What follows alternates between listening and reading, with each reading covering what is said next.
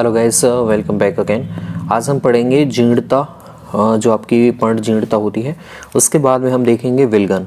ठीक है, बीएससी का टॉपिक है या फिर आपके 11th-12th में पढ़ते होंगे तो भी बायो में ये आप पढ़ते होंगे। पर्णजीर्णता एक विशिष्ट मौसम में पत्ती विलगित हो जाती है या फिर उसकी पीले पड़ने की प्रक्रिया पर्णजीर्णता। इसको हम बहुत कंसेप्चुअल तरीके से देखेंगे, डायग्राम भी है यहाँ पे। तो सबसे पहले देखें हम, सबसे पहले जीर्णता होती क्या है। तो ज़्यादातर जो पादप होते हैं उसमें विशेष रूप से, जिसे आप सेनेसेंस कहते हैं, उसकी परिभाषा अगर हम देखें तो अधिकतर पादपों में विशेष रूप से समशीतोष्ण कटिबंधीय बहुवर्षीय पादप यानी टेम्परेट जो पेरेनल्स प्लांट होते हैं उनकी पत्तियां एक निश्चित मौसम में पतझड़ के समय पहले पीली पड़ जाती है और फिर झड़ जाती है। यह एक समयबद्ध निश्चित प्रक्रिया है और प्राकृतिक प्रक्रिया है, और इस प्रकार पत्तियों के पीले पड़ने की प्रक्रिया पर्णजीर्णता कहलाती है। और पादप को हानि पहुंचाए बिना पत्ती की झड़ने की प्रक्रिया क्या कहलाती है? पर्णविलगन कहलाती है, जिसे आप बोलते हैं लीफ एब्सेशन। ठीक है, पर्णविलगन हम अगली वीडियो में देखेंगे। अभी हम देखेंगे लीफ सेनेसेंस क्या होती है।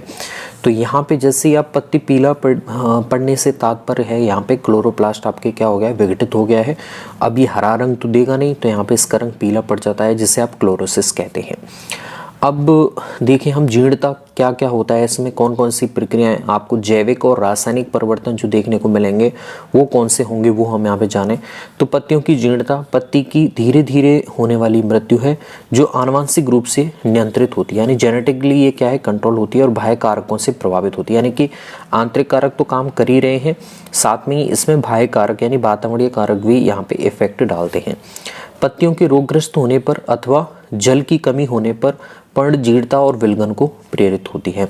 अनेक बार नई पत्तियों के बनने पर पुरानी पत्तियों का समुचित प्रकाश व जल इत्यादि नहीं मिलने के कारण वो एफिशिएंटली प्रकाश संश्लेषण नहीं कर पाती है। ओबियस सी बात है, जब नई पत्तियों की कैनोपी इतनी ज़्यादा हो जाती है कि प्रकाश पुरानी पत्तियों पर नहीं पहुंच पाता है, तो उस कंडीशन में वो फोटोसिंथेसिस एफिशिएंट तरीके से नहीं कर पाती हैं, तो खाना नहीं बनेगा। तो उसका जो वृद्धि है, जो जैविक और रासायनिक क्रियाएं हैं, वो भी सुचारू रूप से नहीं हो पाती हैं, इस वजह से उसकी डेथ हो जाती है। तो कुछ समय बाद ये पत्तियां झड़ जाती हैं, पहले पीली पड़ती हैं, उसके बाद में झड़ती हैं। तो पत्तियों में अनेक कार्य की यानी कि फिजियोलॉजिकल और स्ट्रक्चरल चेंजेस आपको देखने को मिलते हैं। ये जो आप डायग्राम देख रहे हैं ये हम विलगन में भी देखेंगे, तो मैं अभी इसे नहीं बताने वाला हूँ। ठीक है, देखिए ये एब्सेशन जोन है। इस जोन में आपके पर्णवृंत पे, जो आपकी पर्णवृंत होती है, उस स्थान पे एक खांचनुमा आकृति बन जाती है, जिसे आप बोलते हैं सेपरेशन लेयर, और इसी स्थान से पत्ती अपने तने से टूट जाती है। ठीक है, ओके। अब हम कुछ देखें, इस प्रक्रिया में जल विघटनीय एंजाइम पाए जाते हैं, हाइड्रोलाइटिक एंजाइम पाए जाते हैं, जो कोशिका में उपस्थित प्रोटीन, न्यूक्लिक एसिड व कार्बोहाइड्रेट इत्यादि का अपघटन करते हैं। अब इस पे हाइड्रोलाइटिक एंजाइम पाए जाएंगे, जो प्रोटीन है, न्यूक्लिक एसिड है, कार्बोहाइड्रेट, इनका ब्रेक डाउन करते हैं। इसके फलस्वरूप बने, जब प्रोटीन टूटेगा तो अमीनो एसिड बन जाएगा, न्यूक्लिक अम्ल टूटेगा तो आपको शर्करा फॉस्फेट ग्रुप मिल जाएगा, अलग से नाइट्रोजनी क्षार भी मिल जाएगा, तो न्यूक्लियोसाइड मिल जाएगा आदि फ्लोएम के द्वारा प्लांट में अन्य स्थानों पर पहुंचा दिए जाते हैं। इस प्रकार अनेक खनिज भी जीर्ण होती पत्तियों से पादप में चले जाते हैं। जब पत्तियां जीर्ण होंगी तो वहां से पोषक तत्व दूसरे स्थान पर भेज दिए जाते हैं। अब यहाँ पे चेंजेस आप देखें तो देखिए, सर्वप्रथम पर्ण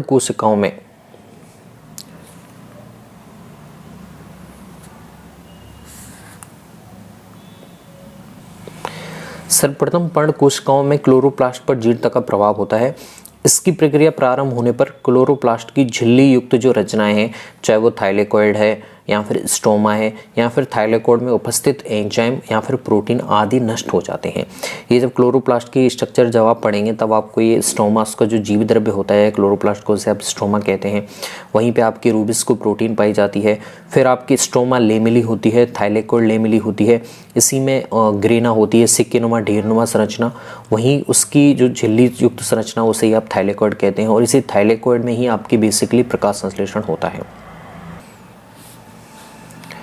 इत्यादि नष्ट होने लग जाते हैं। और जब ये नष्ट होंगे तो ओबियस सी बात है, हरा रंग अब इन्हीं की वजह से होता है, तो वो नहीं आ पाता है। पर्णहरित के नष्ट होने के कारण पत्तियां पीली पड़ने लग जाती हैं, और पर्णहरित नष्ट होने के साथ साथ कभी एंथोसायनिन भी बनता है, जिससे पत्तियां लाल पीली और तांबे यानी कॉपर जैसी युक्त हो जाती हैं। उनका रंग कॉपर नुमा हो जाएगा, हल्का तांबे जैसा जो कलर होता है उस टाइप की ये दिखाई देती हैं। पत्तियों में राइबोन्यूक्लिक एसिड की मात्रा बहुत कम हो जाती है और अंत में डीएनए भी नष्ट हो जाता है, ठीक है, क्योंकि सारी जैविक प्रक्रियाएं अवरुद्ध हो जाएंगी। क्लोरोप्लास्ट नष्ट हो गया तो वहाँ उसका डीएनए भी खत्म हो गया, फिर प्रोटीन भी नहीं बनेगी, फिर प्रोटीन ही कार्य करवाती है, दूसरे जैविक कार्य वो भी नहीं हो पाएंगे। पत्तियों की जीर्णता में एब्सिसिक एसिड व एथाइलिन की मुख्य भूमिका मानी जाती है। तो एथाइलिन हमेशा विलगन भी करवाता है, जीर्णता को भी प्रेरित करता है। इसी का दूसरा भाई है एब्सिसिक एसिड, दोनों मिलकर उल्टे सीधे काम करने में आगे रहते हैं, दोनों पत्तियों को गिराते हैं, पर्ण विलगन करवाते हैं। अगर प्राकृतिक रूप से होता है तो बहुत अच्छी बात है, अगर जैसे पत्ती वृद्ध हो चुकी है और झड़ जाती है विशिष्ट मौसम में तो नेचुरल है, इट्स ओके। लेकिन पतझड़ के बिना अगर सही मौसम में अगर झड़ रही है तो वो नुकसानदायक चीज़ है। पत्तियों की जीर्णता में इनकी मुख्य भूमिका मानी जाती है, दोनों ही जीर्णता को प्रेरित करते हैं। पर्यावरणीय दबाव जैसे जल की कमी है, रोग है, कोई घाव लग गया है आदि एथाइलिन को प्रेरित करते हैं, जिससे जीर्णता की प्रक्रिया और तेज हो जाती है।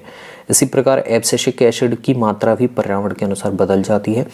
वाटर स्ट्रेस की स्थितियों में पत्तियों में एब्सिसिक एसिड की मात्रा कभी कभी 50 गुना तक बढ़ जाती है। आप देखिए वाटर स्ट्रेस होता है उस टाइम पे इसकी मात्रा 50 गुना तक बढ़ जाती है। इसे रंध्र बंद करवाने का भी काम करता है ये। विलगन क्षेत्र में ऑक्सीन एथाइलिन की सांद्रता को नियंत्रित करते हैं। ऑक्सीन की मात्रा कम होने पर एथाइलिन की सांद्रता बढ़ जाती है, ये आपको ध्यान रखना है। ऑक्सीन और एथाइलिन दोनों एंटी रूप में काम करते हैं। एब्सिसिक एसिड भी पर्णजीर्णता में सीधे ही उपयोगी होता है और अप्रत्यक्ष रूप में एथाइलिन के उत्पादन में तथा विलगन में सहायक होता है। एब्सिसिक एसिड पत्तियों में कैसे पर्णहरित प्रोटीन और न्यूक्लिक अम्ल के नष्ट करने में सहायक होता है और जीर्णता की गति को बढ़वाता है। तो ये आपको ध्यान रखना है कि एथाइलिन और एब्सिसिक एसिड दोनों ही एक दूसरे के साथ में काम कर रहे हैं और जब ऑक्सीजन की मात्रा कम हो जाएगी तो इनकी सांद्रता बढ़ जाती है और ये जीर्णता को प्रेरित करवाना शुरू कर देते हैं। एब्सिसिक एसिड एथाइलिन उत्पादन में सहयोगी तो है ही, परंतु इसका प्रभाव एथाइलिन के माध्यम से नहीं होता है, दोनों अलग अलग रूप से काम करते हैं, ठीक है। ये आपका क्या हो जाता है, ये आपके पर्ण जीर्णता हो जाती है, ठीक है। अगर हम देखें पर्ण विलगन तो हम डायग्राम से भी देख सकते हैं गाइस। ये पर्ण विलगन में आपको ध्यान रखना है, यानी कि जो पत्ती है वो पीली पड़ जाती है, पर्ण जीर्णता होगी, उसके बाद में वो तने से अलग हो जाती है, उसे आप बोलते हैं पर्ण विलगन। तो यहाँ पे इस तरह से सेपरेशन लेयर बनती है, यहाँ पे आप देख सकते हैं।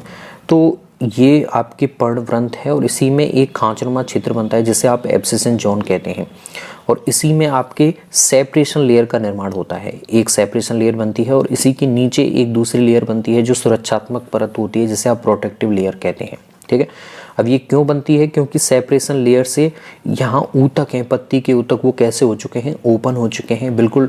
यहाँ पे आपके क्या हो सकता है, वाटर की कमी हो सकती है ऊतक में, प्लांट में कमी हो सकती है, साथ में यहाँ पे इतना ओपन होता है कि यहाँ पे कोई सा भी इन्फेक्शन हो सकता है। इस वजह से यहाँ पे प्रोटेक्टिव लेयर का निर्माण होता है। ये दो तरह से होती है, एक होती है प्राथमिक सुरक्षा परत, एक द्वितीयक सुरक्षा परत।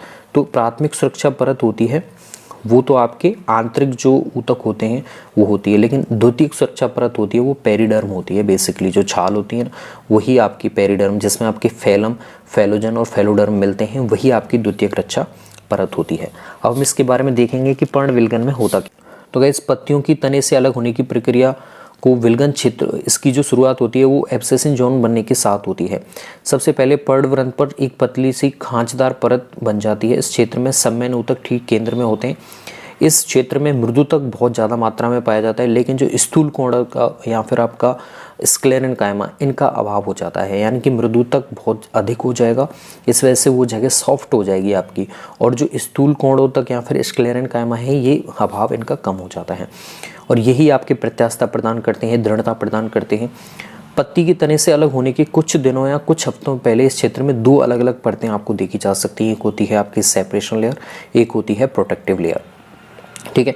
जो सेपरेशन लेयर से पत्ती तने से अलग होती है, इसके अंदर की ओर रच्ची परत होती है जो पत्ती के अलग होने के बाद खुले क्षेत्र को निर्जलीकरण से साथ में ही परजीवी के जो इन्फेक्शन से बचाती है। इसमें दो प्रकार की ये लेयर हो सकती है, एक प्राइमरी लेयर होती है, एक सेकेंडरी लेयर होती है।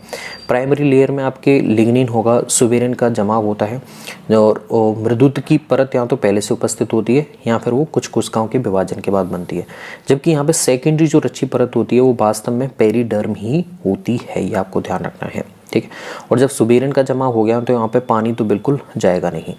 पत्तियों में विलगन बाहर से अंदर की ओर शुरू होता है। यहाँ पे देखा जाएगा कि आपकी जो वाहिका है जो जल का संवहन करती है उसमें टाइलोसिस बनना शुरू हो जाते हैं और जो चालनी कोश नलिकाएं हैं उनमें कैलोज का निक्षेपण हो जाता है। तो इस वजह से न तो खाने का संवहन अब दक्षता से होगा, न पानी का संवहन अच्छे से होगा, क्योंकि दोनों में ही बाधा उत्पन्न हो गई है। ठीक है, जिससे पत्ती का संपर्क तने की स्थित पर्णाधार से टूट जाता है। अब उसे खाना तने से ही मिल रहा था और वहीं से उसका संवहन हो रहा था जल और फ्लोएम का, अब वो उसे मिलेगा नहीं। जल और खनिज का संवहन मृदुकी कोशिकाओं के द्वारा होता है। विलगन की प्रक्रिया में कोश का भित्ति की मिडिल लेमेला के अपघटन से संबंधित एंजाइम्स क्रियाशील किए जाते हैं और इसको एक्टिव करता है एथाइलिन आपके हार्मोन। ठीक है, पत्ती के टूटकर गिरने से पहले इसका जिलेटाइजेशन हो जाता है और सभी कोशिकाएं अलग हो जाती हैं। अब पत्ती पतले से संवहन ऊतकों से तने से जुड़ी रहती है और जो हवा आती है तो उसके साथ ही ये टूट जाती है। पत्ती के गिरने के कुछ समय बाद आपकी रच्ची परत बनती है। एक प्राइमरी प्रोटेक्टिव लेयर होती है, दूसरी सेकेंडरी प्रोटेक्टिव लेयर होती है। प्राथमिक रच्ची परत में लिग्निन और सोमेरिन का जमाव हो जाता है। द्वितीयक रच्ची परत आपकी बेसिकली पेरिडर्म होती है। तो यहाँ पे आपको ध्यान रखना है कि यहाँ पे कौन कौन सी लेयर बन रही हैं। साथ में हमने देखा डायग्राम कि सबसे बाहर आपको सेपरेशन लेयर दिखाई देगी और इस लेयर में आपकी किस मृदुतक एंजाइम, मृदुतक जो ऊतक होते हैं वो बहुत ज़्यादा होते हैं। इसमें स्क्लेरेन कायमा बहुत कम मात्रा में पाए जाते हैं और जैसे ये लेयर बनती है कुछ हफ्ते बाद ही यहाँ पे आपकी दूसरी प्रोटेक्टिव लेयर बन जाती है। ठीक है, ये पेरिडर्म देख रहे हैं तो सेकेंडरी प्रोटेक्टिव लेयर ये आपकी मानी जाती है। ठीक है, ये तना है और ये आपका पर्णवृंत है और ये एब्सिसन जोन है जहाँ से ये बनना शुरू होता है।